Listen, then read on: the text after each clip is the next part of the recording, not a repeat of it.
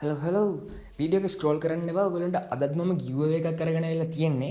හරි ඉතින් වීඩියෝ එක පටන් ගන්න කලින් කියන්න ඕන මම මේ දාලා තියෙන්නේ මගේ අන්තිම වීඩියෝ එකේ තිබිච්ච බුයවාස් ගිව් එකේ විනර්ව සිලෙක්ට් කරන විදිය සහ එයාට BP එක දාලා දෙන විදිහ. ඉතින් ඔයගොල්ලෝ දකින්න ඇති ගිව් එක වින් කරේ මිස්ටර් බීස් කියලා මල්ලි කෙනෙක්. එයා වින් කරා කියලා කිව්ව ගමන් එයා මට එයාගේ account එකට ලොගින් දුන්නා. ඒකටත් එයාට රෙස්පෙක්ට් කරන්න ඕන. මාව ට්‍රස්ට් කරලා එයාගේ account එකට ලොගින් දීපු එක ගැන. හරි එහෙනම් කලින් ගිව් එකේ කතාව එච්චරයි. අද ඉතින් පර්පල් ෂේඩ් ගන්න තමයි ඇවිල්ලා තියෙන්නේ. ඩයමන්ඩ් කීයක් ගියත් මේක නම් අරන් දානවා. ඉවෙන්ට් එක නෝමල් ස්පින් එකයි. ඒකම මම ඔයගොල්ලන්ට අලුත් ගිව් එක ගැන තොහොම කියාගෙන යන්න. හරි ඉතින් ගිව් එක වෙන්නේ මෙහෙමයි. මට හිතෙනවා ඔයගොල්ලන්ට මේ දවල් ඩයමන්ඩ්ස් 1000ක ගිව් එකක් දෙන්න ඕනි කියලා.